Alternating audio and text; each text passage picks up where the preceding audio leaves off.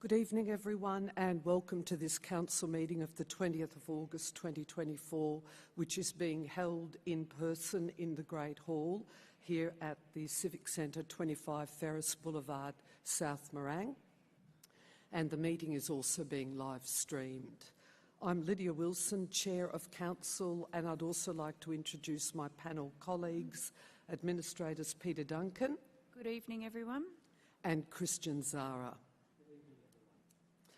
I would also like to introduce our Chief Executive Officer, Craig Lloyd, and ask that he also introduce the members of the Executive Leadership Team in attendance this evening. Thank you, Chair, and good evening, everyone. I'd like to introduce Emma Appleton, our Director of Planning and Development, Agata Hemalevsky, Director of Community Wellbeing, Sarah Renner, Director of Customer and Corporate Services, Debbie Wood, Director of Infrastructure and Environment, Janine Morgan, Executive Manager of Public Affairs, and here at the table is Jacinta Stevens, Executive Manager of Office of Council and CEO. Thank you, Chair. Thank you. I note that there are no apologies this evening. On behalf of Council, I recognise the rich Aboriginal heritage of this country and acknowledge the Wurundjeri Willem clan and Tongarong people as the traditional owners of lands within the City of Whittlesea, and I'd also like to pay my personal respects to elders past, present and emerging. I'll now read our diversity and good governance statement. At the City of Whittlesea, we are proud of our diversity and the many cultures, faiths and beliefs that make up our community.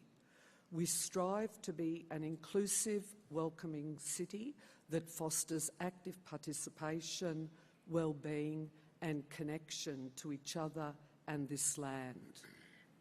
We commit as a council to making informed decisions to benefit the people of the City of Whittlesea now and into the future, to support our community's vision of a place for all. Administrators, I seek a procedural motion for standing orders to be suspended, as the CEO would like to make some acknowledgements. Yes, Chair. I move a procedural motion that standing orders be suspended to enable the CEO to make acknowledgements. Thank you, Administrator Duncan. Could I have a seconder for the procedural motion? Yes, Chair. I'm happy to second that. Thank you, Administrator Zara. I'll now put that motion to a vote. All those in favour? The motion is carried. I'll now hand over to the CEO for his acknowledgements. Thank you, Craig. Thank you, Chair. Tonight marks the final scheduled meeting of Council for this term. The City of Whittlesea has been in administration since the 20th of March 2020, and our Chair Administrator, Lydia Wilson, has led the Council since this time. She was joined shortly after in June 2020 by Administrator Peter Duncan and former Administrator Bruce Bilson.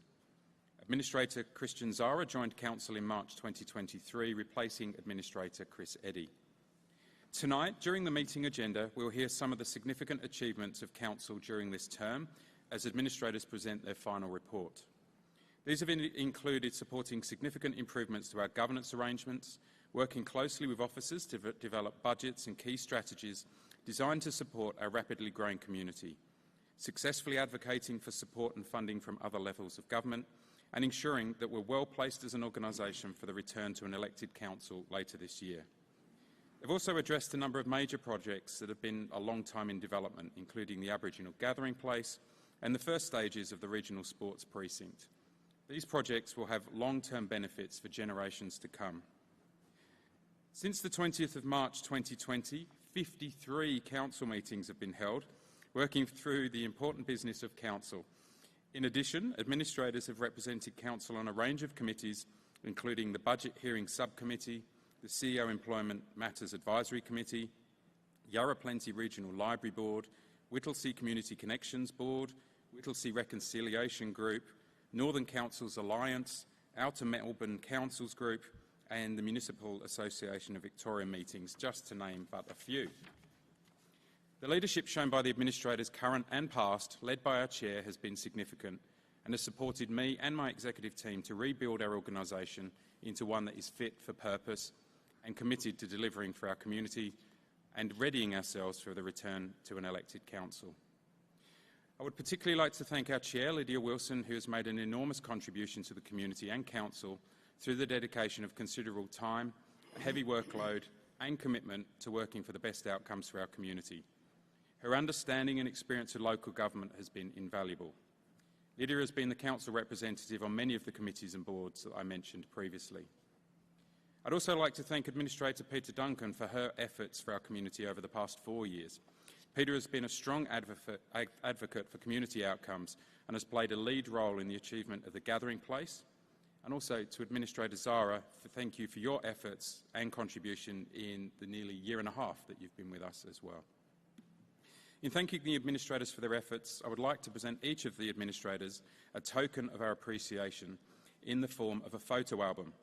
This is a tradition here at the City of Whittlesea, and each album captures some of the significant moments, including the very many community activities that the administrators have been involved in during their time. Firstly, I'd like to invite Administrator Zara to come forward to receive his gift.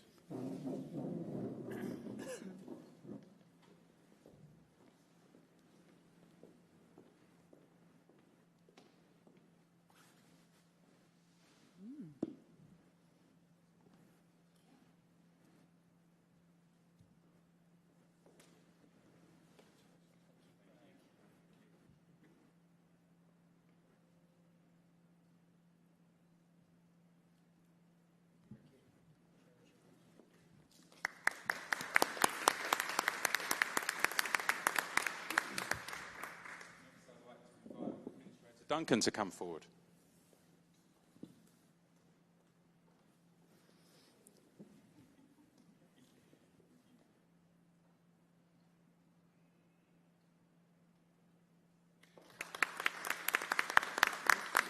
And finally, our Chair Administrator, Lydia Wilson.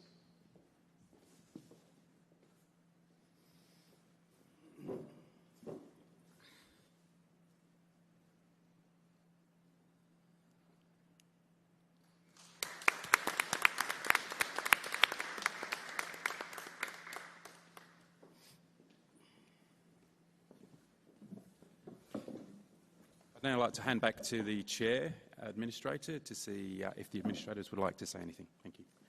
Thank you very much, Craig, for your kind acknowledgements of the work of the administrators over the past 4 years and our presentation. I think it is very appropriate that we each speak in turn in relation to the acknowledgement. And if I could ask you, Peter, if you would like to commence saying a few words. Thank you, Chair. I'm hoping these photos have been filtered really nicely. 53 council meetings, I can't believe it. Like, we just have come in 2020 during the pandemic, of course, and I think, needless to say, we just got in and started the doing. And I personally would like to thank Craig and all of the executive team, but also all of the staff and the community in the City of Whittlesea, who were unsure of us, I think, at the beginning, but where we've come from to where we are now, there is absolutely no doubt that this organisation, under the leadership of Craig and the community, are ready to continue to thrive. And with the welcoming back of elected councillors and a lot of people in the community that are considering this as a career option, I think it is an exciting time for the city. And I know we will speak more, Chair, to our administrator's report, but it's been an absolute pleasure to work here for the last 4 years. I'm going to get emotional.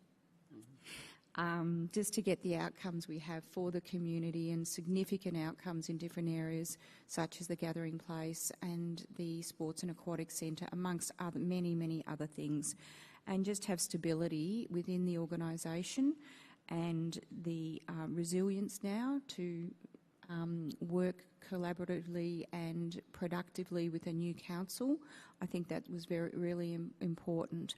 I think the community have benefited significantly from all the work that your team has done, Craig, and everyone at the council, and the passion they have for the community has been absolutely outstanding.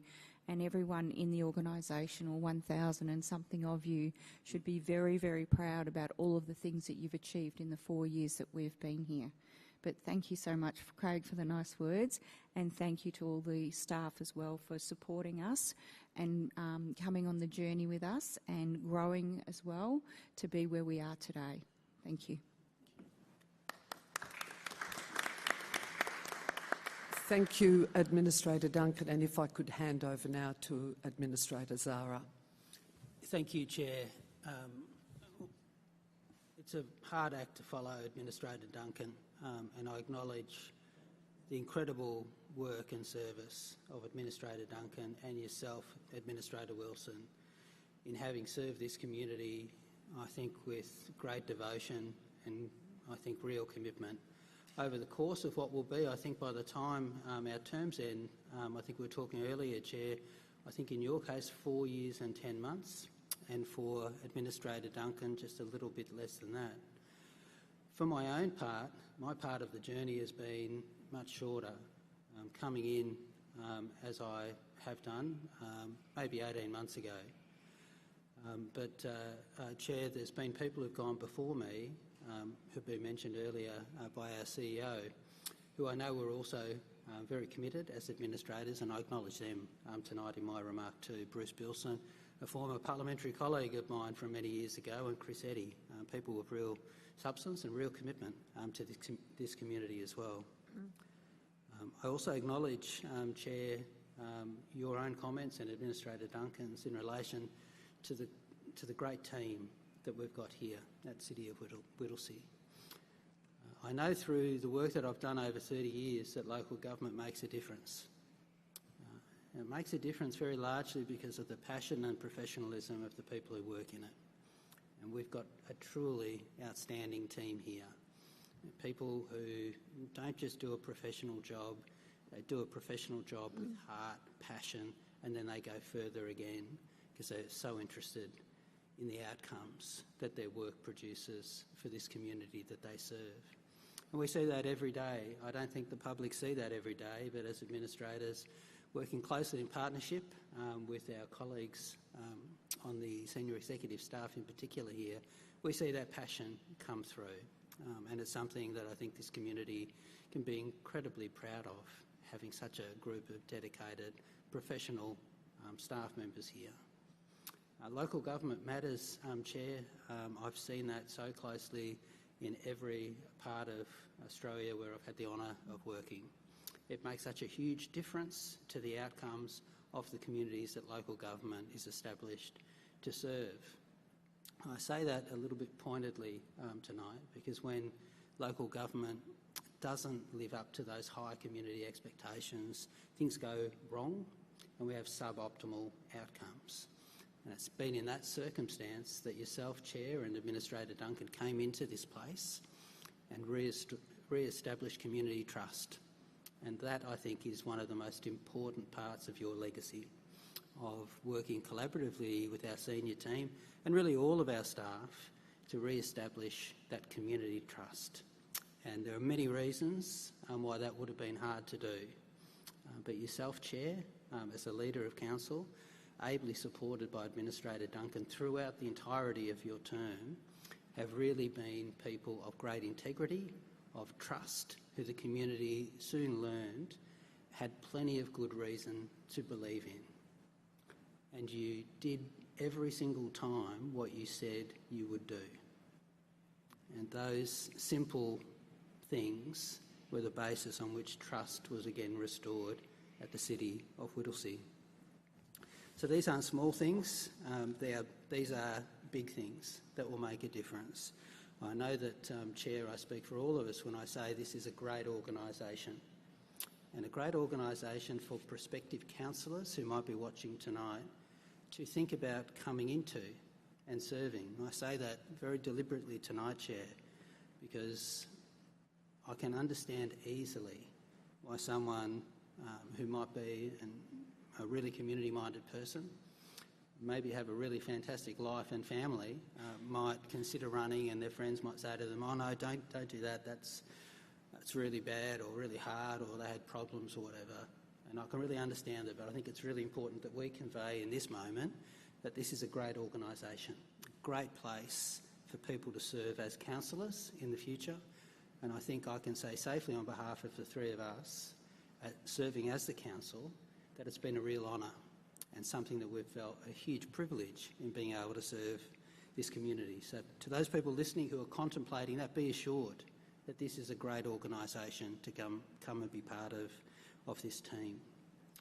So just in closing, a few remarks, I think appropriate and very well deserved, Chair, about yourself and Administrator Duncan. As colleagues, you've both been exemplars of dedication to serving in public life. I've had the good fortune in my life to serve in a few roles, senior public official roles, and it's true to say that sometimes people are there for the right reasons, sometimes they aren't exactly. In your case, Chair, and in the case of Administrator Duncan, you've absolutely been there for the right reasons, and that is to make a difference by serving in these roles and to make sure in everything that we do that we're exemplars of the highest ideas of serving in senior public official roles. I've enjoyed every minute of it. It's been a great pleasure. I should share as well that we've had a lot of fun along the way. We've had a few laughs and sometimes a few more laughs at things that have variously been humorous along the way, which I won't bother to share with everyone. But we've been able to do our work and get on well, have fun, and make sure that in our decision making we've listened to each other every step of the way. So to Administrator Duncan, I say I couldn't have asked for a better colleague as a fellow member of the panel. And to you, Administrator Wilson, as our chairperson, you've been an exemplar in the leadership that you've provided. And it's been an inspiring thing, I think, for all of us who've served on your panel, to have witnessed your dedication, relentless dedication to this job, and to see your passion for the people here. So just in closing, I thank the people who live in this municipality, who've allowed us into their lives, allowed us into their community, and given us the great honour and the opportunity to serve them, which is something that we've tried to do every day in this job. This is a fantastic community, and the honour boards for the City of Whittlesea reflect literally hundreds and hundreds of people in this community who have served with distinction and honour on behalf of this fantastic community. I'm very confident, I'm sure that you are too, Chair, and so is Administrator Duncan, that we'll again have a fantastic group of people serving as elected community representatives in the months ahead. Thank you.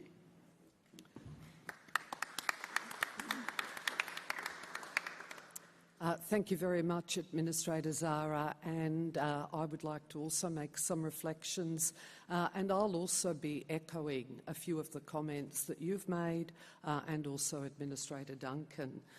So tonight is indeed a really memorable occasion because it is our last council meeting after more than 4 years, and as Craig indicated earlier, that's some 53 council meetings.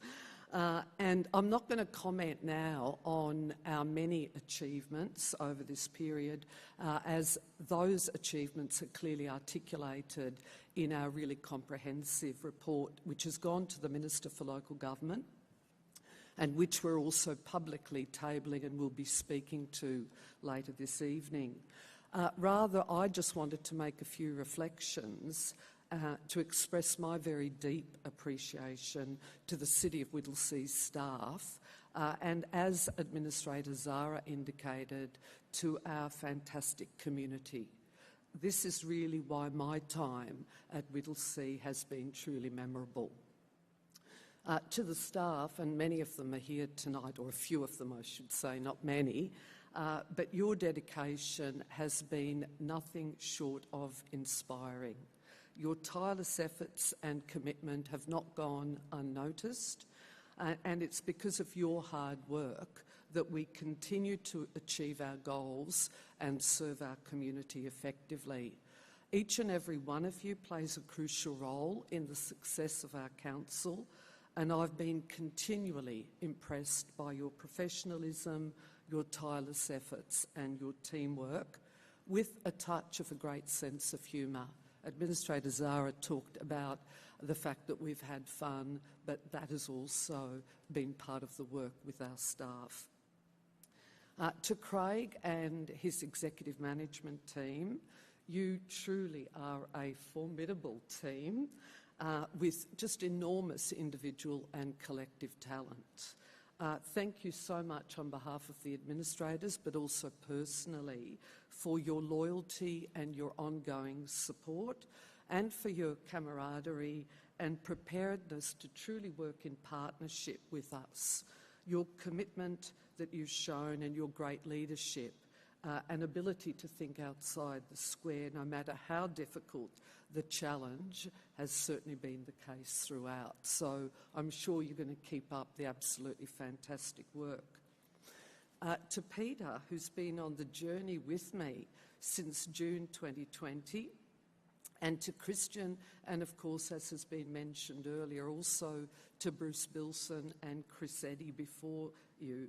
We've been a really formidable team of administrators, totally united in our resolve to really achieve on behalf of the community of Whittlesea and to leave a lasting legacy when we hand over the reins to a democratically elected council. There have been times when things didn't go according to plan, when there were a few bumps in the road, and as Administrator Zara said, where we learnt to laugh, we adapted, and we kept moving forward with a really positive spirit. The work that we've done together has been truly transformative, and I thank you all for your contributions. It's been a really wonderful team of administrators. To our community, and unfortunately we've only got a couple of members of our community in attendance this evening, but I do note that we actually have our Citizen of the Year in attendance. Thank you to all of our community, each and every one of you, for your unwavering support. Your enthusiasm, feedback and involvement have been the driving force behind our successes. Whether it was attending council meetings, consultation sessions, voicing your concerns, becoming Australian citizens, or simply cheering us on, or not, you've made this role an absolute joy and an honour. Stepping away from this role, for me personally, is a bittersweet moment. The journey has been challenging and rewarding, and I'll be leaving with countless memories and a really deep appreciation for the friendships forged and the accomplishments achieved. I'm really filled with enormous gratitude to serve this incredible city, and I leave with great confidence that the City of Whittlesea's future is bright and full of promise. So in closing, thank you all once again for your support, your patience and your shared commitment to making our community a better place. Thank you.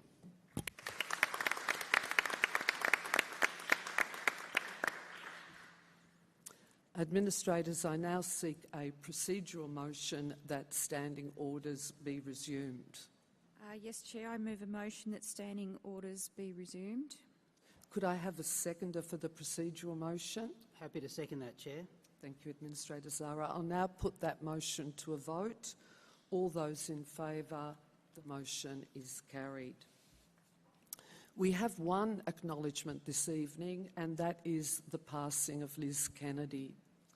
It's with deep sorrow that I share the passing of Liz. Liz was a talented artist, dedicated tutor and beloved member of our Greenbrook Community House family.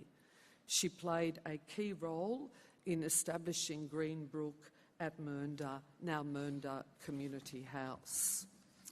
After her diagnosis with motor neurone disease in 2022, our community stood by Liz, launching a Big Freeze event in her honour. Surrounded by her loving family, Liz faced her challenges with real grace. Liz will be remembered for her artistry, her kindness and the positive impact she had on so many. Our thoughts are with her family and friends. Administrators and officers, if you have a conflict of interest in relation to any item on the agenda, you may verbally disclose the type and nature of the interest now, but you must also make a declaration immediately before consideration of the matter in question. Administrators, are there any items for which you have a conflict of interest to declare? No, Chair. None, Chair. I also have no conflict of interest to declare. Do any officers present this evening have any conflicts of interest in any items on tonight's agenda to declare? No, Chair. No, Chair. Thank you. I now seek a motion to confirm the minutes of the following preceding meeting, the scheduled meeting of Council held on the 16th of July 2024. Could I have a mover? Yes, Chair. Thank you, Administrator Duncan. And a seconder? So moved, Chair. Thank you, Administrator Zara. I'll now put the matter to a vote. All those in favour of confirming the minutes? The motion is carried. If we now move into item 4.1, which is public question time, Council allows up to 30 minutes for public questions, petitions or joint letters from our community to be read out by the CEO's delegate and responded to by the CEO. Any questions submitted that relate to matters outside the duties, functions and powers of Council is discourteous or disrespectful, defamatory or intends to prejudice or insult someone may be declined. All questions and responses will be included in the minutes of the Council meeting. I note that we have received one public question. In accordance with the governance rules, no introductory or background statements in relation to the question will be read out, and like questions may be grouped together with a single answer provided. I'll now hand over to Jacinta Stevens, Executive Manager, Office of Council and the CEO, to read the question. Thank you, Jacinta. Thank you, Chair. The question we have this evening is from Matthew Fragale, and the question is, the City of Whittlesea has declared its commitment to improve cycling infrastructure. A particular issue I find is passing under the M80 highway. So my question is, does the Council intend to make this key section of road safe for residents on bikes, and if so, what can that improvement be expected?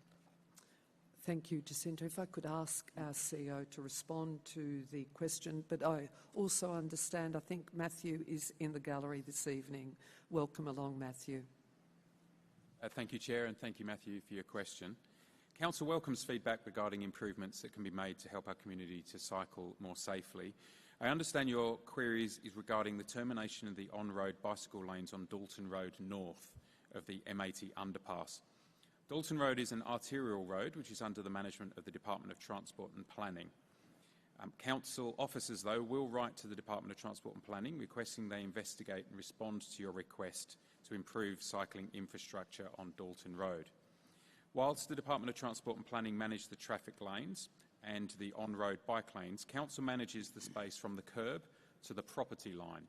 We have previously identified the need for a shared path on Dalton Road in our walking and cycling plan 2022 to 25, and will be commencing design for a path from Parklands Drive to Woods Street this financial year. This will provide an alternative off-road option for cyclists. Thank you. Thank you, Craig. Thank you again for your question and for being in attendance this evening, Matthew. In relation to item 4.2, we have no petitions this evening, and we also have no joint letters that have come to this council meeting. So we'll now work through tonight's agenda, commencing with item 5.1, Whittlesea Business Network Update. And if I could invite Emma Appleton, the Director of Planning and Development, to introduce this item. Thank you, Emma.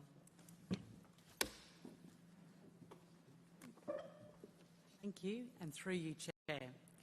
We're here tonight to present to Council an update of the membership and outcomes of the Business Network and to seek endorsement of the updated terms and conditions of the Whittlesea Business Network.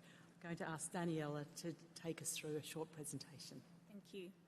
The Whittlesea Business Network has been operating since March 2022 and as of today has over 400 members who have benefited from the business-to-business connections and opportunity to upskill and grow their business. Over the last 2 years, we've hosted 7 exclusive events attended by close to 250 business professionals. Over 200 businesses listed on the Business Directory, which has just been relaunched on a new platform, unlocking opportunities for further business promotion and connection to our community.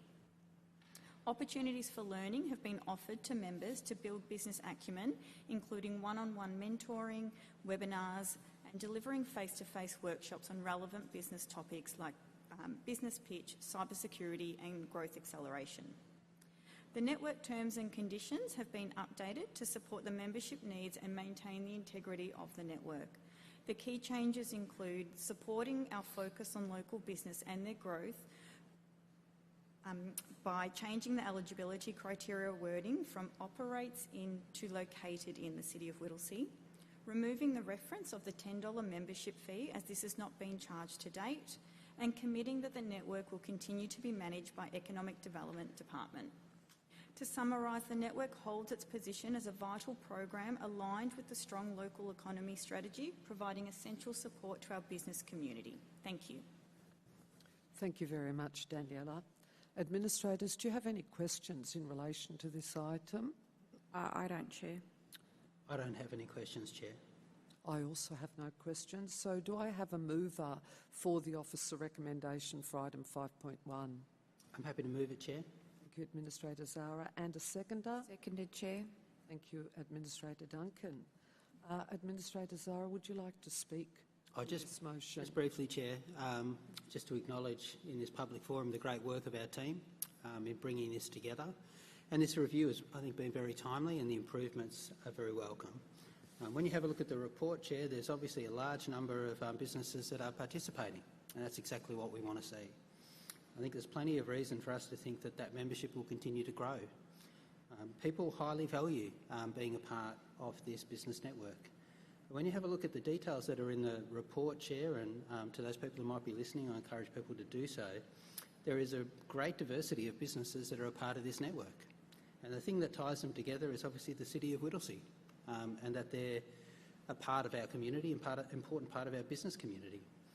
There are a great many very small businesses and an even larger number of home-based businesses. So they are the types of organisations that stand to perhaps benefit the most from participating in this network. It's fantastic to see that we're providing this support by facilitating the network. And I think one observation I'd make just in closing, Chair, is that in my observation over some years, these networks within local communities can become highly valuable assets and real game changers in terms of what happens within a region. So I think there's plenty of reason for us to think that this network will continue to grow and add even more value with the support of our team to the community in the future. Thank you, Administrator Zara. Administrator Duncan, as the seconder of the motion, would you like to speak also? Yes, Chair, just a few brief words. Thank you for the report. It's excellent. I've had the opportunity to attend some of the Whittlesea Business Network meetings, and I can say from first-hand experience, it's such a great opportunity for us to try to cross-sell to each business where they've got a common interest, or they could work together to keep growing their business within the municipality. So I think it's been a great initiative that was introduced in 2022, and of course it keeps evolving and getting better and better, and it just adds a lot of value. As my colleague Administrator Zara said, it is a valuable asset, and particularly if we've got new businesses coming in as well. So just, you know, lots of love here with each other. We're cross-selling in all organisations. So keep up the good work. Fantastic. Thank you very much, Administrator Duncan. Could I also just echo my colleagues in congratulating the Economic Development Department on this initiative, which is just one of the many suites of many parts of the suites of initiatives that have been rolled out over the past 4 years. And I think it's really interesting to reflect on some of the feedback that we've actually received from members of the business network themselves about what a great opportunity this network presents for networking and forging new business connections and opportunities, learning and development through events and speakers, and also potential new collaborations and partnerships, let alone the greater visibility and promotion of their own business. So congratulations, and I think the fact that we've got 400 members and the target of 100 new members each year, and the fact that we're removing the $10 membership fees are really wonderful, augur well for the future. So congratulations. And on that note,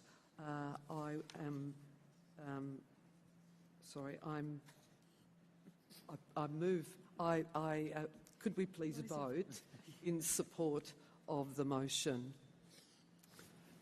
Yes. Thank you. Sorry, I mucked that right up. Thank you very much, Daniela. Item 5.2, Planning Scheme Amendment C266, rezoning 240 O'Hearns Road, Epping, request for authorisation. And if I could ask you again, Emma, to briefly introduce this item. Yes, thank you. We're here tonight to seek council approval to request authorisation from the Minister for Planning to prepare and exhibit Planning Scheme Amendment 266 to rezone 240 O'Hearns Road, Epping, to facilitate urban development of the site in accordance with the adopted strategic plans for the area. This is the very start of the planning scheme amendment process, and I'll ask Linda, our coordinator from Strategic Land Use Planning, to take us through a short presentation. Thank you. The amendment applies to the property at 240 O'Hearns Road, Epping, which is approximately 1.8 hectares in size and is located within the Aurora Estate. The Aurora Estate is a master plan precinct in the suburbs of Epping and Wollert. The majority of the land in the estate was rezoned for urban development back in 2007, with a small number of parcels remaining in their underlying farming zone. Development in the area is guided by the adopted Aurora Development Plan, and a large proportion of the estate has already been developed. For the subject site, the Aurora Development Plan nominates that the land be developed for a number of urban uses, including commercial uses along the O'Hearns Road frontage, mixed use incorporating high-density residential in the centre of the site, and medium-density residential development in the northern half of the site. The plan also provides for part of the site to be set aside for the Edgars Creek Waterway Reserve. The amendment proposes to rezone the subject site from the current farming zone to Comprehensive Development Zone Schedule 4, or CDZ4, which will facilitate the urban development of the site in accordance with the adopted development plan and surrounding properties in the Aurora Estate. Based on the alignment with the strategic plans for the precinct, the proposed amendment is considered strategically justified and administrative in nature. Should the recommendation be adopted and authorisation is received from the Minister for Planning, the amendment will be exhibited to adjoining property owners and occupiers and government agencies for comment. The recommendations note that the exhibition will not be able to commence until after the local government elections. The amendment process will require Council to consider any submissions received from the exhibition period to be considered at a future Council meeting. Thank you. Thank you very much, Linda. Administrators, do you have any questions relating to this item? No, Chair. No, Chair. I also have no questions. So I'm seeking a mover for the officer recommendation for item 5.2. Yep, happy to move that, Chair. Thank you, Administrator Duncan. And a seconder? Seconded, Chair. Thank you, Administrator Zara. Administrator Duncan, would you like to speak to the motion? No, thanks, Chair. Administrator Zara, as thank the you, Chair. seconder? No? No, thank you. I'll now put that motion to a vote. All those in favour? The motion is carried. Thank you. Item 5.3, Planning Scheme Amendment C251, rezoning 307 Bridge Inn Road and 390 Masons Road, Mernda, exhibition outcomes. And again, Emma, if I could ask you to introduce this item. Thank you, Chair. So the report being presented tonight details the outcomes of the public exhibition of Planning Scheme Amendment C251 for the rezoning of 307 Bridge End Road and 390 Masons Road, Mernda. This includes the consideration of submissions that we've received from the public and the recommended next steps. I'm going to ask again Linda to take forward the detail of this. Thank you. The subject sites total 56 hectares in size, and they are bisected by the urban growth boundary. The amendment proposes to rezone the portion of the sites that are within the urban growth boundary, approximately 21 hectares, to allow for residential development. It will also apply the Development Plan Overlay Schedule 27 to the rezoned land to guide future development in line with the existing neighbouring residential development. The balanced land, approximately 35 hectares, will remain in the current green wedge zone and be transferred to public ownership for incorporation into the Quarry Hills Parkland. The amendment represents the ongoing implementation of a long-term strategic vision that assembles land for the Quarry Hills Parkland and facilitates urban residential development of land that is within the urban growth boundary. Following exhibition of the amendment in August and September 2023, 9 submissions were received. Of these, 5 were opposed to the amendment, including 1 petition. The concerns raised in these objections include landfill buffer encroachment, construction noise and disruption, traffic congestion, loss of open space, habitat views and community identity, and landfill impacts. Council officers have reviewed and considered all submissions received. The report details the officer's response to each submission and notes that not all submissions could be resolved. Given the submissions could not be resolved, the report recommends that Council request the Minister for Planning to appoint an independent planning panel and that all submissions to the amendment be referred to that panel.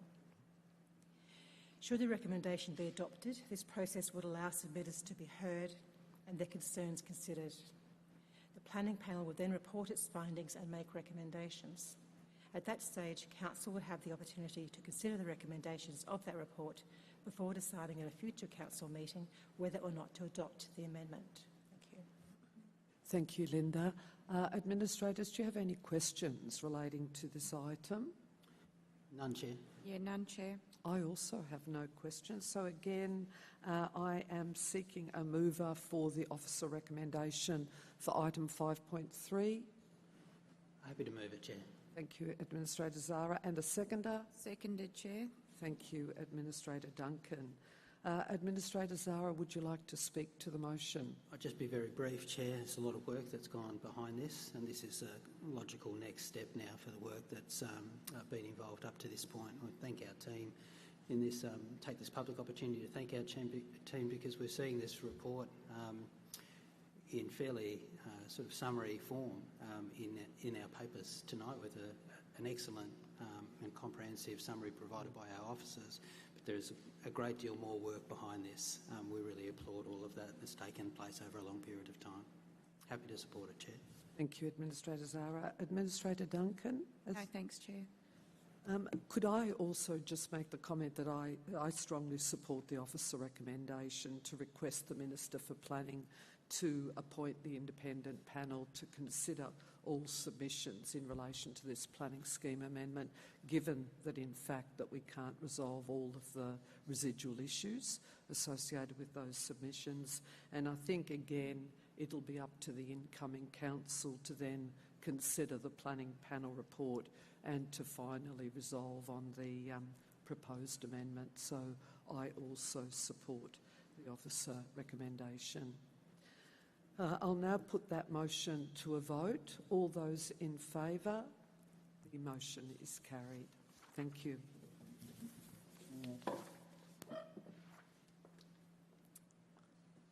If we now move to item 5.4, VR Michael Reserve Master Plan, and if I could invite our Director of Infrastructure and Environment, Debbie Wood, to briefly introduce this item.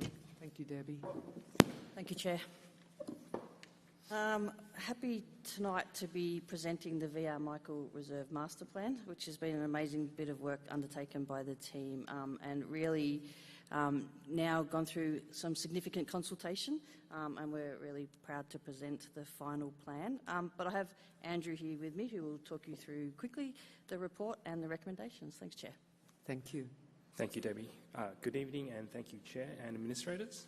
Tonight we present the VR Michael Reserve Master Plan for endorsement. VR Michael Reserve, a beloved open space in Laylaw near Epping, was highlighted as a community favourite in Council's 2016 open space strategy.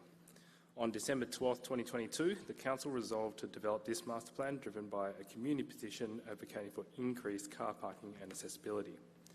The master plan outlines a clear vision and prioritised actions for future improvements, including significant enhancements to accessibility and parking, directly addressing the petition. Notably, the lower car park has recently been completed. The plan incorporates feedback from 257 community members through 2 phases of consultations with the Laylaw Bocce Social Club, reserve visitors, COLD women and girl groups, local schools and the Youth Council. It aims to meet current community needs while accommodating future growth. By proposing diverse facilities for different age groups and aligning with the Epping Central Structure Plan, the master plan integrates the future Wollert Rail overpass and connects to the future activity centre through active transport networks. This ensures that new residents have access to high-quality open spaces in Laylaw and Epping Central, preserving the reserve as a valuable resource for years to come. The estimated budget for the master plan's implementation will depend on future design development, market conditions, Council's budget process and external grants. Future maintenance costs will also be considered during implementation. Officers recommend Council endorse the VR Michael Reserve Master Plan. Note feedback from the Youth Council and the broader community has been incorporated, and thank the community for valuable contributions. Thank you, Andrew. Administrators, do you have any questions relating to this item? I don't, Chair. Nor do I, Chair. And nor do I. So I'm seeking a mover for the officer recommendation for item 5.4. I'm happy to move this one, Chair.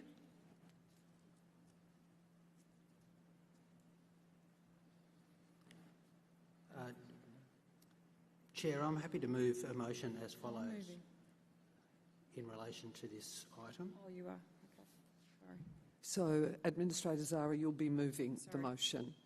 Thank you, Chair, and thank you, Administrator Duncan. That Council, I move the motion as follows, Chair. That Council 1, endorse the VR Michael Reserve Master Plan at Attachment 1. 2, note the draft Master Plan has been revised to incorporate feedback provided by the Youth Council and broader community feedback gathered during the Phase 2 community consultation undertaken from 22 April to 20 May 2024. 3, acknowledge the contributions made by the Youth Council and through the CEO request officers present back to the Youth Council on how their feedback contributed to the final master plan. 4, note the funding for the implementation of the master plan actions will be subject to Capital Works program budget considerations in future years. And 5, thank all submitters to the master plan for their contribution. Thank you, and in a minute that will hopefully be reflected on the screen. There we go, with those changes. Do I have a seconder? Yes, Chair. Thank you, Administrator Duncan. Administrator Zara, would you like to speak to the motion? I'd be delighted to, Chair, thank you. This is great work by our team. I just start by acknowledging that commitment that they've had to engaging with the community to get what I think is a fantastic outcome. It was referred to before as a much-loved community asset, and I think that is very evident in the high level of community engagement and feedback through what we've heard informally through the community as well. I just want to take this public opportunity as well, Chair, to thank all of those nearly 250 people who have taken the time to participate in the community engagement process. That's a large number of people to take the time to involve themselves in the council process. And in this case, there's plenty of reason to think that their participation has significantly improved the master plan. It is a great piece of work, made all the better by their participation in partnership with our officers. I also take this opportunity to particularly note the work of the Youth Council. We're very fortunate at the City of Whittlesea to have an outstanding Youth Council.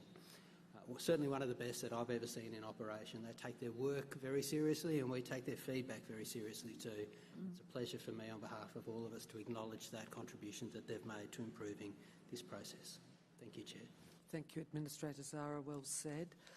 Administrator Duncan, as a seconder, would you like to speak to the motion? Yes, thank you, Chair. I've had a brain freeze earlier. I apologise for that. I think this is a great piece of work, and obviously we have seen this proposal as administrators through briefings a lot, so we're very familiar with the VR Michael Reserve. Just to continue on a little bit from what Administrator Zara said, I think the fact that you've got such diverse feedback across the community, Youth Council and others, but a diverse view is exceptional, because then we're covering everyone. It's not just a pocket of people. So, as usual, congratulations on engaging with community, and obviously we had high interest in this project as well, and we look forward to seeing the results of that when capital works begin. Well done.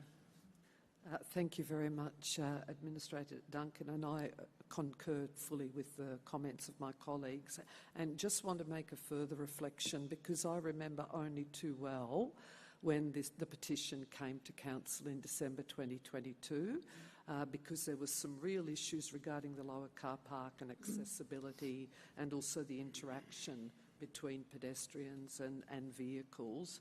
And to think that not only have we completed the upgrading of the lower car park, but that we've actually got a whole master plan for the entire site with considerable community feedback and support for the plan, I think is just truly amazing. Having been out on site on a number of occasions, there's no doubt in my mind that the reserve, the landscaping and the park infrastructure, including the public toilet, are very tired and could be significantly improved, which will also go towards encouraging greater utilisation. So again, congratulations to our staff for progressing the work so quickly, and for the comprehensive community consultation that you've undertaken and really taken on board in the final master plan. Well done. I'll now put that motion to a vote. All those in favour? The motion is carried. Thank you. Item 5.5, delegation to register for carbon offsets. And again, Debbie, if I could invite you to briefly introduce this item. Thank you, Chair. I'll hand straight to Tom, our Sustainable Organisation Officer, who will run through the report and the recommendations. Thanks, Chair. Thanks, Debbie and administrators.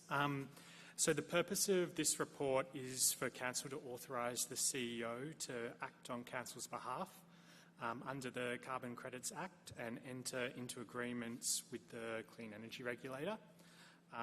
This is required as we're investigating options to generate carbon offsets and need to register as an organisation and register projects. Council has been offered a grant as part of the state government's Bushbank program to revegetate a section of the Bunjil Nugga parkland, and we can generate carbon offsets as part of this. Once generated, offsets could be sold by Council to generate revenue or retired to offset our emissions. Providing delegation and authority will allow registering offsetting projects such as this. Thank you very much, Tom. Administrators, do you have any questions relating to this item? I don't, Chair, no. No, Chair. I do have a question. I just wondered, and I'm not sure who might respond to my question, but whether you could just perhaps elaborate in lay terms regarding the process of generating carbon credits, because clearly I note in the proposal that there's the estimate that this particular Quarry Hills project will sequester some 13.7 tonnes of carbon per hectare per year. Can you just explain in lay terms what that actually means? Thanks, Chair. I'll let Tom do that. Thank you, Debbie. So what we do is as the trees grow, this is currently like sort of empty grassland farmland. As the trees grow, they store carbon from the atmosphere. Registering this project through the regulator will mean they through monitoring of sort of the trees growing and the carbon being captured, that they will be able to recognise where we've stored that carbon and issue us offsets in the form of Australian carbon credit units. These units we have then, council will then have, and we can make a decision as to whether we sell them to people who are obligated to purchase them, or we can retire them ourselves to offset our own emissions. Thank you. That was very clear. Thanks, Tom. Do I then have a mover for the officer recommendation for item 5.5? I'm happy to move it, Chair. Thank you, Administrator Zara. And a seconder? Yes, Chair. Thank you, Administrator Duncan. Administrator Zara, would you like to speak to the item? Sure, Chair, I'd be happy to.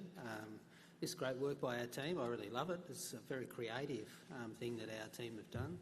We all know that governments, including local governments, are under fiscal pressure. So we are under pressure to provide more services which cost more money. And as a result, we have to get more revenue. So notwithstanding that we're not talking sheep stations here, Chair, we are still talking about additional revenue for the council if we do this right, which I've got a great deal of confidence in our team that they will. And of course, the other benefit is environmental. The work that we do, which will have a very significant environmental benefit, will be at the high value end of those credits and be something that has a great deal of quality about it and a great deal of assurance in terms of the environmental outcomes that are being produced. So it's great work, and who knows, Chair, this could be a growing part of what we do at the City of Whittlesea, and it could be something that generates considerable environmental benefit, but also considerable fiscal benefit in the future for the City of Whittlesea. So well done to our team for following through on this. Thank you, Administrator Zara. Administrator Duncan, as a seconder, would you like to speak to the motion? No, thanks. Before I put the motion to a vote, can I only just simply say it's just another example of innovation by our staff, because I note that there has been limited participation to date across the local government sector. So congratulations both for securing the grant for Quarry Hills alongside Council's contribution, but for this innovative project. So thank you. I'll now put that motion to a vote. All those in favour? The motion is carried. Thank you. Item 5.6, Tender Evaluation Report 2024-56, Hilltop Playground and Splash Park. And again, Debbie, I'm asking if you'd like to do a brief introduction to this item. Thanks, Lydia. I've got Phil here with me, our Senior Landscape Architect, and I'll just allow Phil to take you through the report and the recommendation. Thanks, Chair. Thank you. Thank you, Debbie. Good evening, administrators. Hilltop Park is a municipal level open space located in a residential area in Doreen. The existing park and playground was constructed in 2005 and is scheduled for renewal. The addition of the Splash Park will provide a new type of outdoor recreation for the residents of Mernda and Doreen. The proposed contract is made up of two parts, separable portion A being the overall park and playground, and separable portion B being the car park. These works include a 150 square metre splash park with accessible tiered water play, amenities building with toilets, a changing places facility and pump room, 2 new shelters and public furniture, a large multi-tower play unit with slides, a junior play unit with spinners and rockers, nature play integrated into existing canopy trees, multiple swings and an accessible carousel, minor upgrades to the existing basketball court, and a 40-space car park with landscaping, lighting, water-sensitive urban design and vehicle exclusion fencing. This project successfully gained a $1.5 million federal government grant from the Investing in Our Communities program. It also gained a $500,000 state government grant from the Open Space for Everyone, Better Parks and Playgrounds program. Signed funding agreements are in place and there is sufficient funding for this contract.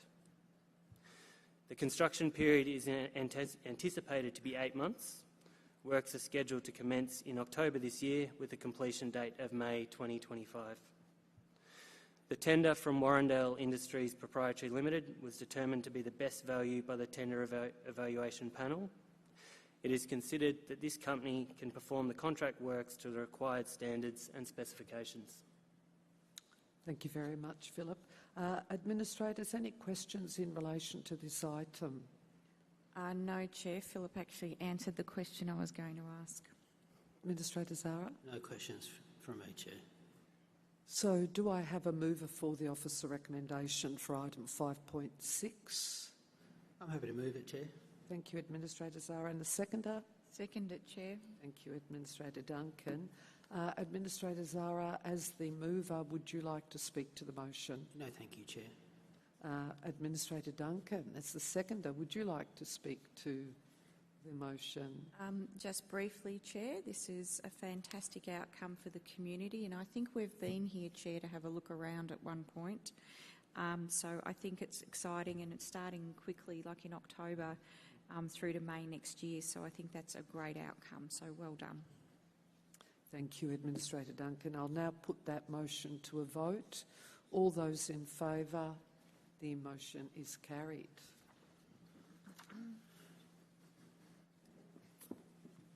Item 5.7, Tender Evaluation, Contract Number 2024-55, Quarry Hills Regional Park, Trunk Services Infrastructure, Civil and Associated Works. And Debbie, again, if I could invite you to introduce this item. Thank you, Chair. Another important tender, particularly for Quarry Hills and the work that's happening up there with the Aboriginal Gathering Place and also Granite Hills Playground. This links all of those together, which is the trunk infrastructure. But I have Mark here who will take us through the report and recommendation. Thanks, Chair. Thank you. Thank you, Debbie and administrators. The award of this contract is to construct trunk infrastructure services, civil and associated works at the Quarry Hills Regional Parkland. The delivery of this contract will provide 1,200 metres of sealed access road with lighting, 2 car parks with a total of 149 spaces, around about 600 metres of sewer, water and telecommunication services, and 1.2 kilometres of high voltage power. These works are very important as it will provide essential trunk and civil infrastructure for the Granite Hills Major Community Park and the Aboriginal Gathering Place. In undertaking the tender evaluation, to construct was determined by the tender evaluation panel to be best value, as it was considered that this company can undertake the contract scope of works to the required specifications and standards. To Construct Proprietary Limited have the required capability, having demonstrated a very high level of experience in the delivery of projects of this scale and complexity, and a detailed understanding of the site issues. Their proposed works program submitted indicated that they could meet Council's timelines for the delivery of this project, with the works scheduled to commence in October 2024 and be completed in mid-2025. Therefore, it is recommended by the Tender Evaluation Panel that contract number 2024-55 for the construction of the trunk services infrastructure, civil and associated works at the Quarry Hills Regional Parkland be awarded to Construct Proprietary Limited. Thank you. Thank you, Mark. Administrators, do you have any questions relating to this item? No, Chair. No, Chair. Mark, I've just got one question, and that is, are we really confident that the AusNet requirements are now well known and can be delivered on through this contract, or it might be to Debbie? I'm not sure who would respond. We are confident now. We've done quite a bit of detailed design work now, so the works are completely scoped and are now known, so we can confidently say that the works will be delivered. Okay, thank you. Thanks for that reassurance. Do I have a mover for the officer recommendation for item 5.7? Happy to move this one, Chair. Thank you, Administrator Duncan. And a seconder? Seconded, Chair. Thank you, Administrator Zara. Administrator Duncan, given that you've moved the motion, would you like to speak to it? Yes, I got in early that time, Chair. Not a lot to say. It is what it is. We have to have the trunk infrastructure, but I think more importantly, the Quarry Hills Regional Park, we're going to have the Granite Hills major park development, community park, the Aboriginal gathering place, all of these things in this one precinct. And I think it's without a doubt that this site is one of the jewels in the crown for this municipality, and so I just think it's going to be spectacular once all of these things are done. Some would say this is the boring stuff we have to do, but it's great that it started and that you're hoping to have it all completed by mid-2025. So again, great work by the team there, Debbie, and to you as well, Mark. Thank you, Administrator Duncan. I'll now put that motion to a vote. All those in favour? The motion is carried. Item 5.8, Contract Award 2024-44, Peter Hopper Lake Rehabilitation Works. Debbie, over to you again to do an introduction. Thank you, Chair. Appreciate it. Yes, so again, I will just hand straight to Nick, our Manager of Capital Delivery, to take us through the report and the recommendations. Thank you. Thanks, Debbie. Good evening, administrators. The report upon you now recommends that a contract be awarded to Fieldform Proprietary Limited for the second stage of the works for the rehabilitation of the Peter Hopper Lake at the Red Leap Recreation Reserve in Mill Park. Peter Hopper Lake is one of Council's largest water bodies, and with the support of the local community group, the Friends of Peter Hopper Lake, an improvement plan was developed for the lake, and a $2 million federal government grant was also secured towards the lake upgrade project. The first stage of the improvement plan involved desilting of the lake, which occurred in the first 6 months of this financial year and successfully removed about 3,000 cubic metres of silt within the lake. This contract, which is for the second stage for the improvement plan, includes reconstruction of the lake bed profile to remove the central island, construction of a new gross pollutant trap and sediment basin to pre-treat the incoming stormwater flows, and finally the construction of a rain garden to further improve water quality. Following a public tender process, Fieldform Proprietary Limited was evaluated by the tender evaluation panel as the highest ranked tender, with the capability and capacity to undertake the works to council requirements. On this basis, the report recommends that Fieldform Proprietary Limited be awarded a contract for the sum of $2,533,035. Sorry, I'll say that again. $2,533,035.95, excluding GST. Thank you, Nick. Administrators, any questions relating to this item? No, Chair. No, Chair. Do I have a mover then for the officer recommendation for item 5.8? Happy to move this, Chair. And I'm happy to second it, Chair. Thank Administrator Duncan, and a seconder, Administrator Zara. Administrator Duncan. Thank you, Chair. This is great work, Nick, and obviously we've been alive to the issue here since we commenced at Council in 2020. And I think, again, we're going to be busy mid-October this year till mid-year next year. All these projects are happening. I would also just like to thank the Friends of Peter Hopper Lake, who I know, Chair, we've met several times during our coffee with Council around the municipality, who would talk to us often about this issue, and I think it's just a great outcome that we're finally starting to resolve the problems that have been there, because it is a fantastic area within Council, and I just think it's going to be great once it's all rehabilitated, and the community will be happy as well. So well done, Debbie, to you and the team, and to Nick as well. Thank you, Administrator Duncan. Administrator Zara. Just briefly, Chair, this is a great example of collaboration, I think. We've obviously got a highly committed local community group who love this much valued community asset and prepared to work in collaboration with us and in collaboration with other tiers of government to make a project like this possible. So that sort of commitment is something which really drives, I think, the benefit from these types of projects. Really congratulate the team and the way in which they've done this work. We're going to see a lot of benefit from this project, so well done.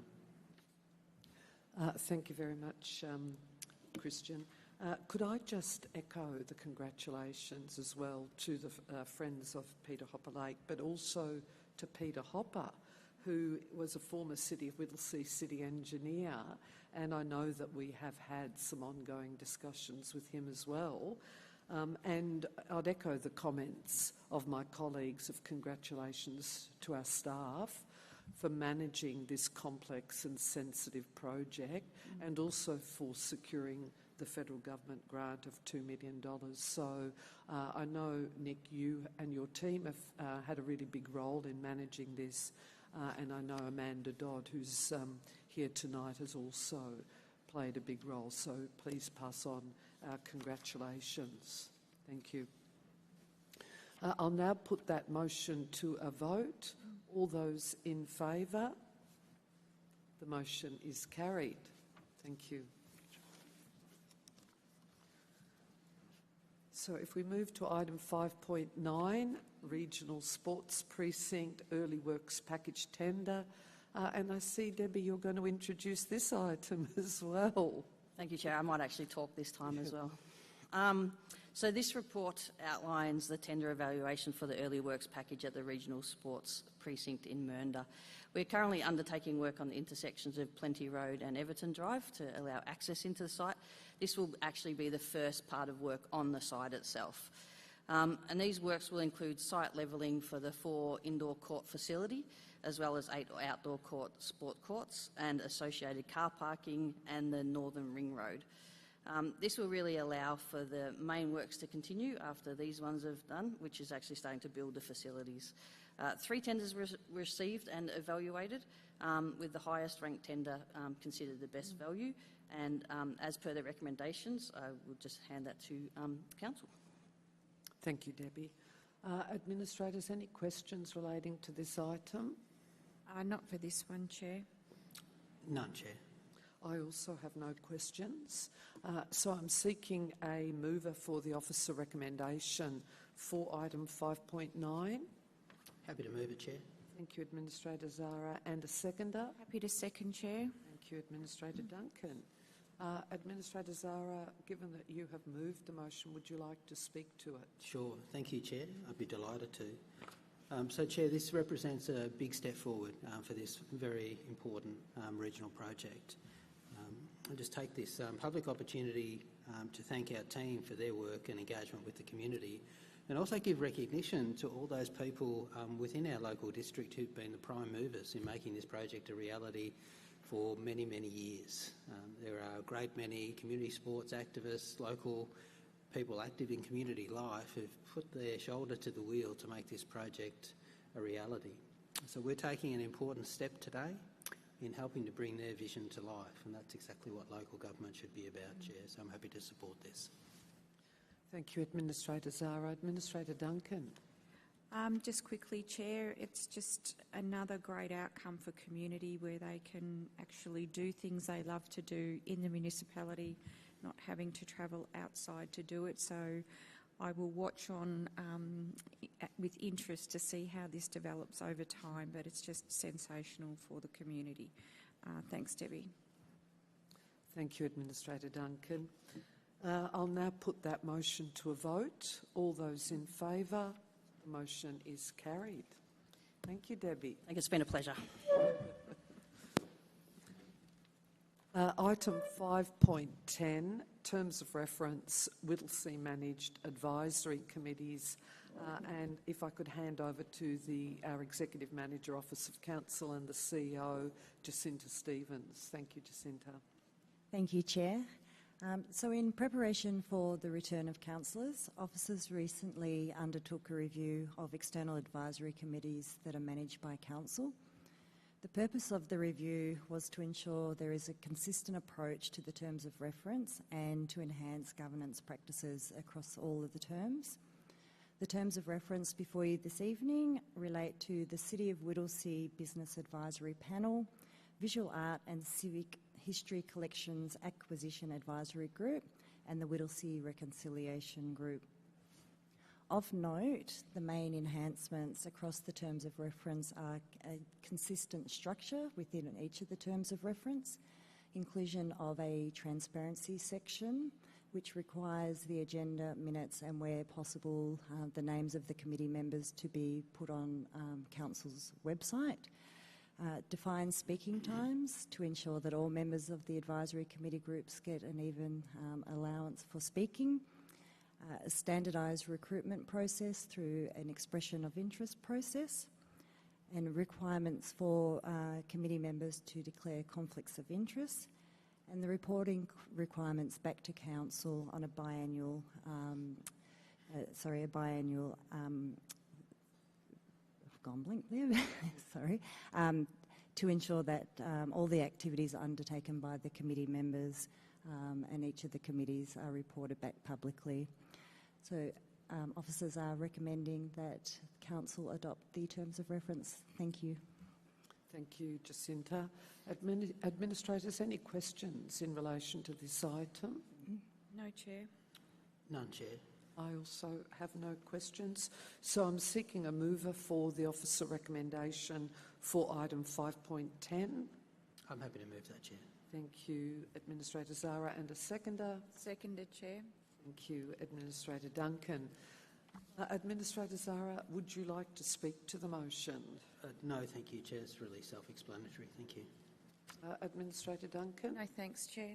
I also feel it is self-explanatory, so I'll now put that motion to a vote. All those in favour? The motion is carried. Item 5.11 is the governance report, and again, Jacinta, if I could invite you to speak to this report. Thank you, Chair. Through you.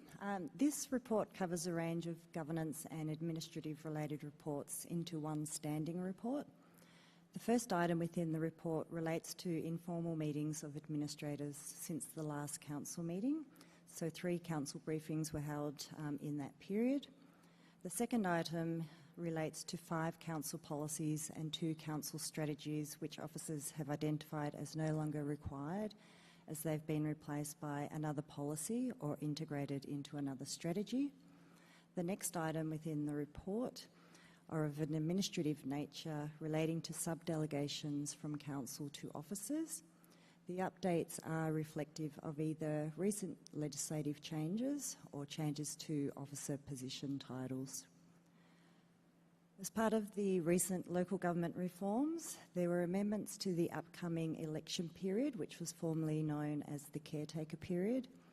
The reform moved forward this year's election period commencement date to midday on the 17th of September, which was formerly the 24th of September, which is the time and date that the candidates' nominations formally close. So officers are seeking endorsement for the election period policy to go out publicly and seek community feedback in accordance with the Local Government Act. And in May this year, Council adopted its 2024-25 annual budget. As part of the budget, the annual statutory and non-statutory fees were adopted. Each year, the state government set the statutory fees and they come into effect from the 1st of July each year. So the inclusion of this item is purely from a transparency perspective and to advise the public that the state government statutory fees will now be publicly available on Council's website. Final item within the governance report is to provide Council with an update on the Findon Pony Club. So as part of the 2021-22 budget submission process, Council resolved a future report be provided back to Council confirming its new site of the Pony Club, the transition arrangements to the new site, and to provide timelines relating to the sale of the existing land. Within the body of the governance report, it provides an update on the work officers have undertaken in working closely with the Pony Club in the potential relocation to the Northern Lodge of Melbourne Polytechnic campus and the further work officers are doing in relation to the future use of the lands in Regent Street. As outlined in the officer recommendation, we are seeking Council either note or resolve on the items I've just highlighted. Thank you. Thank you, Jacinta. Administrators, do you have any questions relating to this item? No, Chair. No, Chair. I also have no questions, so I'm seeking a mover for the officer recommendation for item 5.11. So moved, Chair. Thank you, Administrator Zara. And a seconder? Happy to second, Chair. Thank you, Administrator Duncan. Administrator Zara, would you like to speak to the motion? No, thank you, Chair. No? No, thank you. Administrator Duncan? No thanks, Chair. I will then put that motion to a vote. All those in favour? The motion is carried. Item 5.12 is the final Administrator's report, and as people would be aware, it's normal practice for officers to introduce agenda items. However, as this agenda item relates to the Administrator's final report, I'll be introducing this agenda item, and as Chair Administrator, I'll also be moving this report.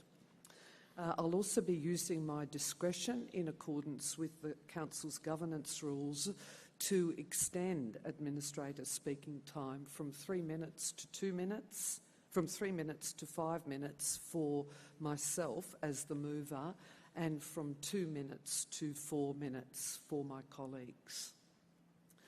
In introducing the report, I simply wanted to note that this report is clearly a comprehensive overview of the work of the panel of administrators over the past 4 years, detailing our activities and, importantly, outlining how we have addressed the recommendations from the Municipal Monitor and the Minister for Local Government, particularly in relation to good governance, restoring the reputation of the city, restoring organisational stability, our responsibilities in relation to community engagement, and finally ensuring that we had a very clear action plan going forward and a transition plan leading into the return of an elected council in October 2024. Our report has already been provided to the Minister for Local Government and to her department, which is Local Government Victoria, and we are now publicly presenting the report for transparency purposes, as we've done throughout our term. I'd really encourage members of the public and our staff alike to read the panel of administrators report, which is some 38 pages, as I can really proudly say that we have effectively discharged our responsibilities and, in partnership with the organisation, achieved enormous things. I just wanted to note that I made a number of acknowledgements earlier on when we suspended standing orders, but I'm just going to very briefly speak to those again when I'm actually moving the motion, simply so that they will be recorded in the council minutes. So I'd like to move the officer recommendation that Council note the final Administrator report at Attachment 1 for the period of June 2020 to August 2024, and note that a copy of the final Administrator report was provided to the Honourable Melissa Horne, Minister for Local Government and Executive Director, Local Government Victoria, on the 15th of August 2024. Do I have a seconder for this agenda item? Happy to second that, Chair. Thank you. Speaking to the recommendation, as I said, I've already made a number of comments at the beginning regarding the term of this panel of administrators since June 2020, and in particular our acknowledgement of the work of our executive leadership team led by our CEO Craig Lloyd, and the tireless contribution of staff across the organisation, and the partnership approach between Council and the organisation, and the amazing support that we've been provided throughout our term really needs to be strongly acknowledged. I could not have done the role without the support of my administrator colleagues, Peter Duncan, Christian Zara, and prior to Christian, Bruce Wilson and Chris Eddy. And again, I thank them for being part of the journey with me, their robust and considered input, their friendship and camaraderie. Again, I need to thank our community and business sector for their unwavering support, the respect that they've shown us, their enthusiasm, feedback and involvement that has also been another driving force behind our successes.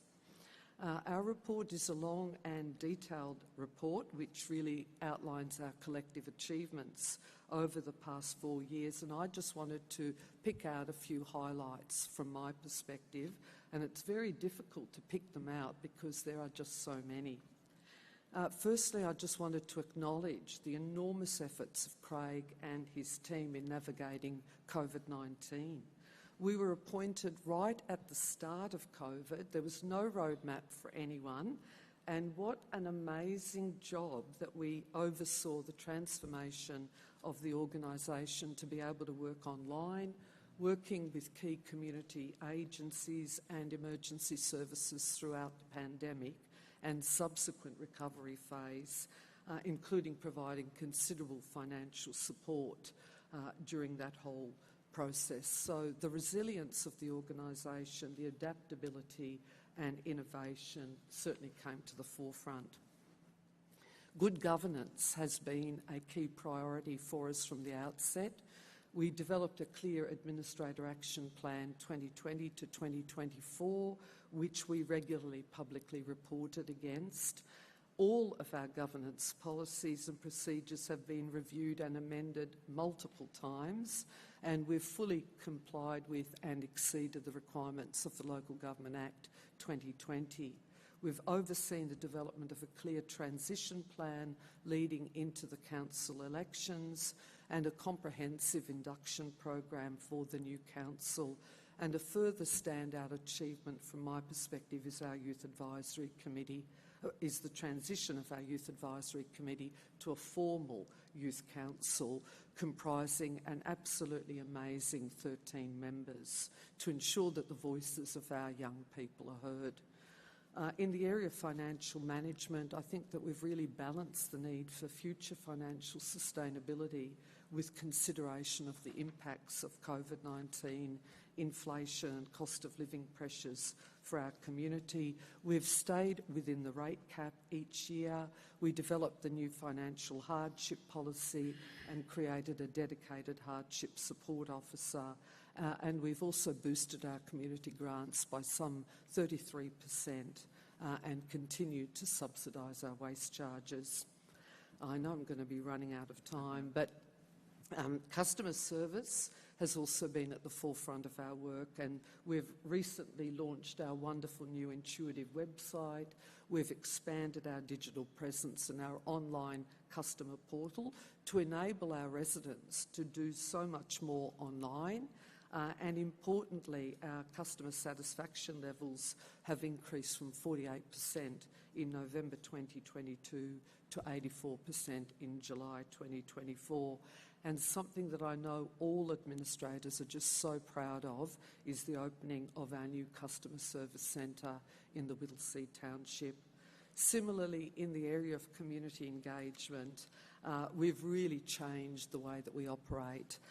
We've had monthly coffee with council sessions at local cafes across the municipality, community-based council meetings and community forums, and actively engaged on over 136 individual projects. Finally, strategic planning. We've been so innovative in relation to the development of our integrated planning framework with 7 core strategies now aligned to all of our goals under our Whittlesea 2040 long-term vision, with subsidiary action plans against which we regularly publicly report. Can I just do my conclusion, or do I need to seek an extension? Oh, could I seek an extension of 1 minute? So moved, Chair. Do I need a seconder for that? And a seconder? Yes, Chair. Box ticking. I put that motion of an extension of 1 minute. Thank you. I'll be very quick. In conclusion, as I mentioned earlier, stepping away from this role is certainly going to be bittersweet for myself. The journey has been challenging and rewarding, and I'll be leaving with countless memories and a really deep appreciation for the friendships forged and the accomplishments achieved. I'm really filled with absolute gratitude for the opportunity to serve this incredible city, and I leave with great confidence that the City of Whittlesea's future is bright and full of promise. Thank you. Could I now invite Administrator Duncan to speak as the seconder of the motion? Thank you, Chair. Clock's going, I better move fast.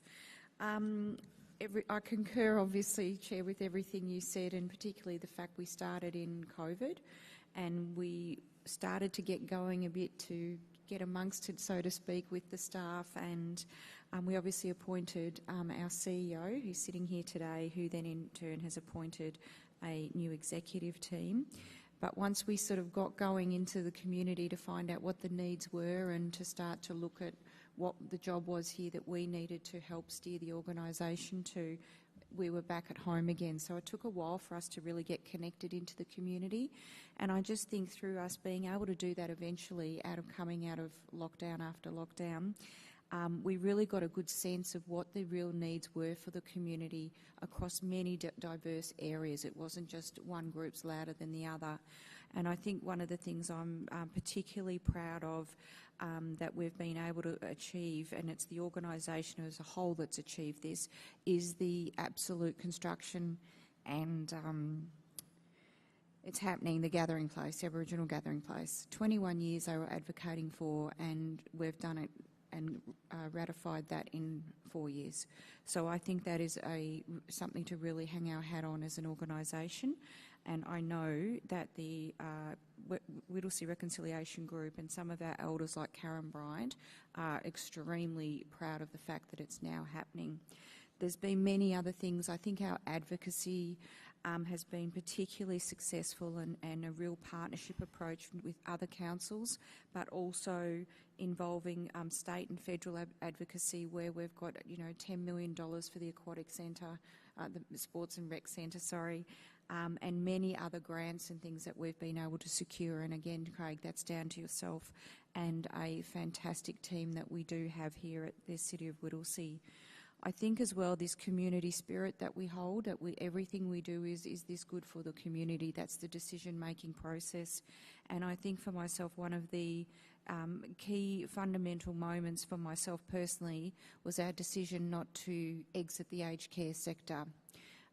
As I said at a council meeting when we passed that we would still provide aged care services, it's our responsibility to look after those that are vulnerable and that can't care for themselves, or that are our ageing population. We deserve to give them that respect, and they have a respectful life where we can help them maintain their self-respect. I think that's a proud moment for us. I know a lot of councils are not staying involved in aged care, but we've made the right decision there, and I think that's evident in the feedback we have received from our residents who are still continuing to get the aged care services they need, and also new people now asking for those services. So again, Craig, to you and the team, I thank you very much for that, and Agasha is over there, I know. I think one other thing that's close to my heart is the sports field and playground upgrades.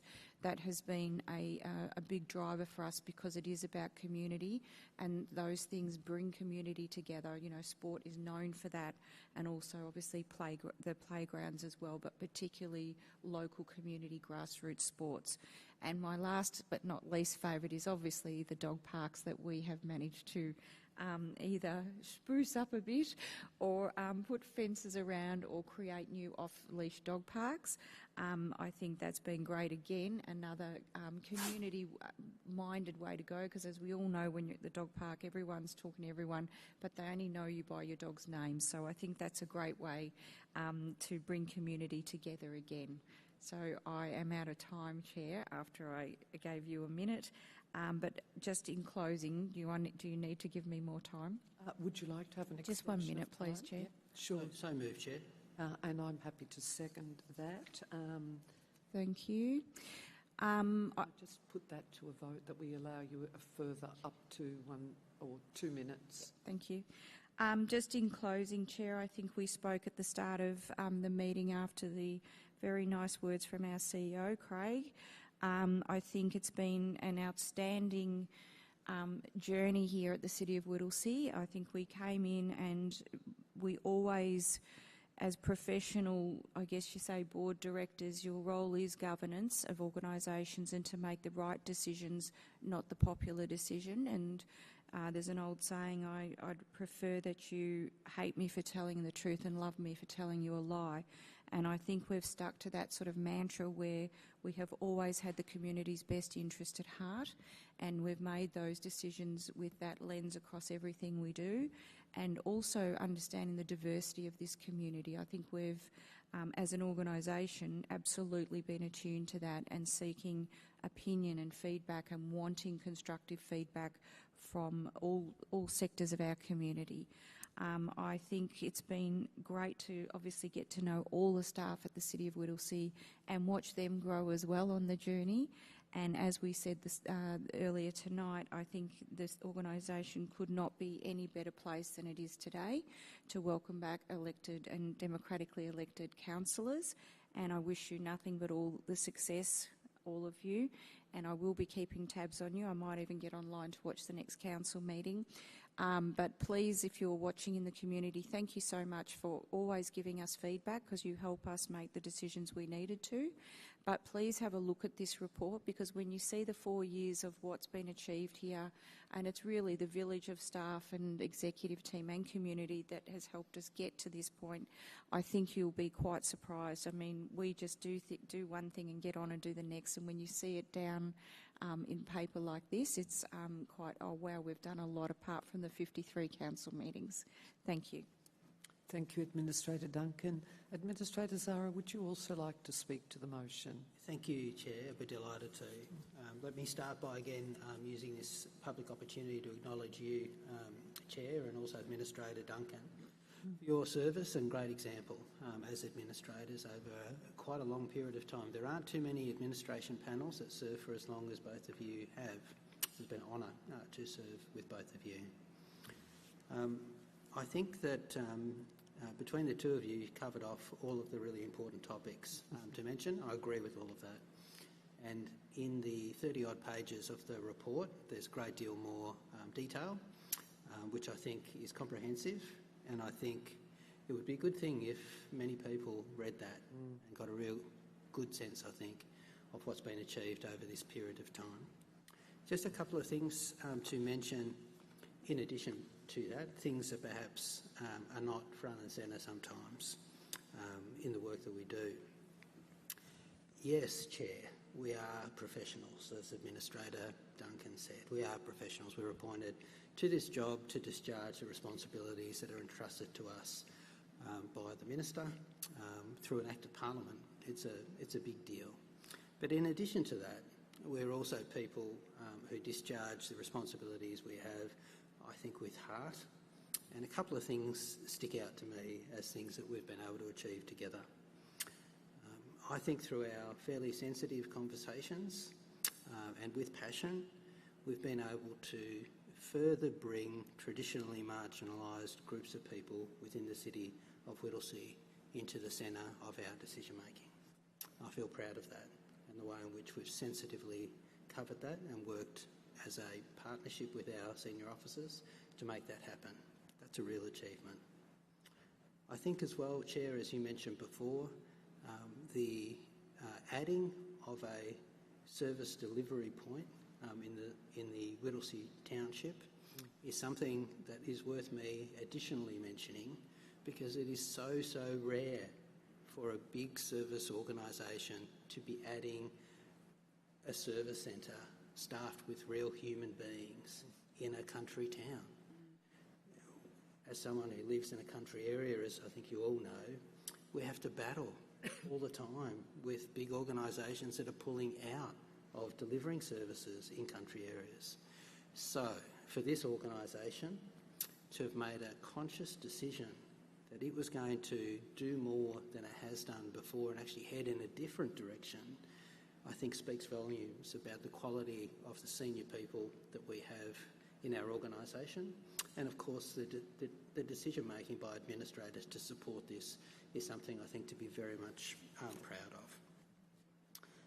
And the last thing that I would say in conclusion, Chair, is that in everything that we have done as a panel, and I'm sure that it was true for my predecessors, Chris Eddy and Bruce Bilson, we have tried very hard in everything we do and have done to put the community first and to be guided by what the best outcome would be or will be for the community in the decision-making process. Now, some people say that, and then some people do that. We certainly talked a lot about it, and I think we've lived up to that high ideal. One thing I've noticed over the years, Chair, is that local government, when it's not characterised by unity, can have very big problems. We've had none of that as a panel of administrators, and the outcomes that we've just been talking about tonight are really the product of that unity and those shared objectives that we've pursued every day we've worked together. So thank you, Chair. Thank you very much, administrators, for your reflections. I'll now put that motion to a vote. All those in favour? The motion is carried. I note that there are no notices of motion. Administrators, are there any items of urgent business this evening? No, Chair. None, Chair. I also have none. So if we move into item 8, reports of council representatives and CEO update, and Administrator Duncan, if I invite you to provide an update to the council and members of the public. Thank you, Chair. I did my monthly stint on Plenty Valley FM with the wonderful Brett, and I did my last one last Thursday, I believe, which was bittersweet, as you would say, Chair. Attended my last citizenship ceremony with you, Chair, which we always enjoy.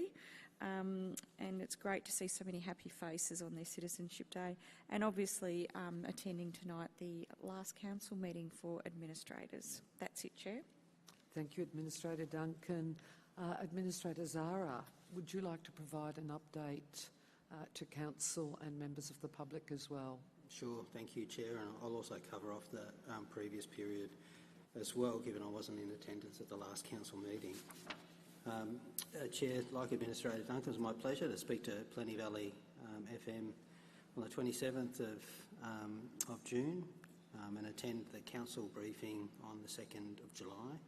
Obviously, a council briefing earlier this month on the 6th, and honoured to be here with you, Chair and Administrator Duncan, for our last formal council meeting together. Thank you, Administrator Zara.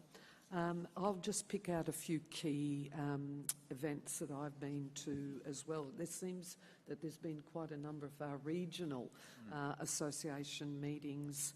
I attended the Municipal Association of Victoria Metro North regional meeting, along with the CEO, the Northern Councils Alliance, and we also had an important external event, which was the launch of Interface Week last week at Parliament House, so some really important meetings there.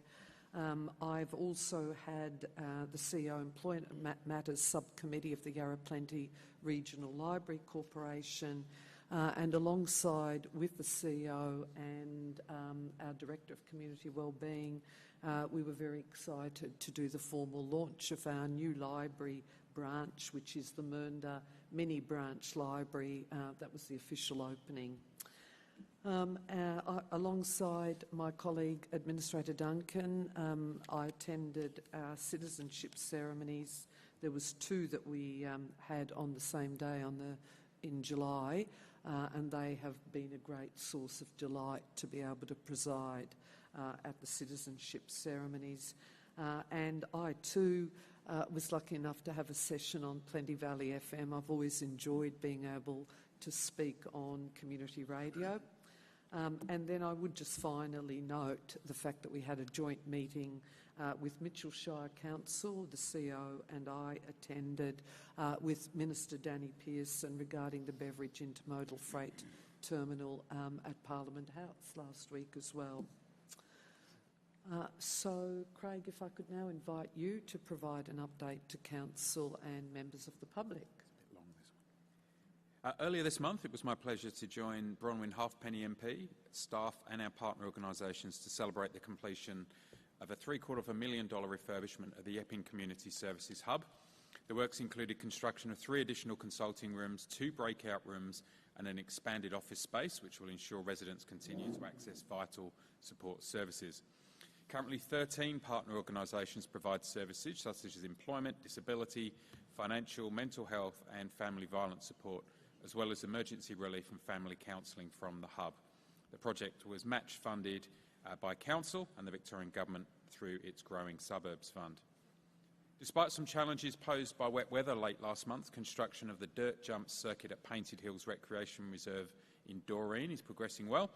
Council has worked closely with local riders to design a dirt jump track suitable for beginner, intermediate and advanced users in a safe, convenient location. The track will be shaped and tested over the next week or so, and construction is expected to finish at the end of the month. We've reached some big milestones in some other important capital projects. The new library hub in the Kirrup Community Centre is expected to open next month, giving users access to a wealth of information. The centre's lounge has been renovated to create space for about 2,000 books, a self-service electronic kiosk and areas for private work and study. Library users will have access to Yarra Plenty Regional Library's extensive catalogue of books, magazines and other resources via its click and collect service. Council has constructed 2 raised pedestrian crossings, also known as Wombat Crossings, in Macedon Parade and Osmond Crescent in Wollert. These crossings will improve safety for road users and pedestrians. The Barry Road Tennis Club in Thomastown is benefiting from the installation of a new long-life, energy-efficient LED court lighting. The upgraded lighting will result in an improved experience for players. Last month, we held a very successful information session for prospective candidates in the up-and-coming local government elections. Community members who are considering standing for council came together to gain an understanding of the election process, what's involved in being a councillor, and also had an opportunity to discuss all things council with our staff. There are 2 upcoming information sessions run by the Victorian Electoral Commission taking place on the 4th and the 5th of September here at Civic Centre, and these sessions will provide important information about the process to nominate as a candidate, and details of how to register are available on our website. It is with deep sadness that I share the news of the passing of Basil Stafford of Elliott Stafford and Associates. For over 3 decades, Basil served as Council's lead local government solicitor and barrister, specialising in enforcement prosecution. His unwavering commitment to enhancing the sector while supporting our community and residents was truly exceptional. Many of our team members had the privilege of knowing and working with Basil for extended periods, some for as long as 25 years. Craig, could I just ask you to pause, and I'm happy to use my discretion as the Chair of Council in accordance with our governance rules to allow you an extension of time of up to 2 minutes. Thank you. Basil will be deeply missed, and we send our condolences to his family and friends. On Wednesday the 7th of August we celebrated Aged Care Employee Day.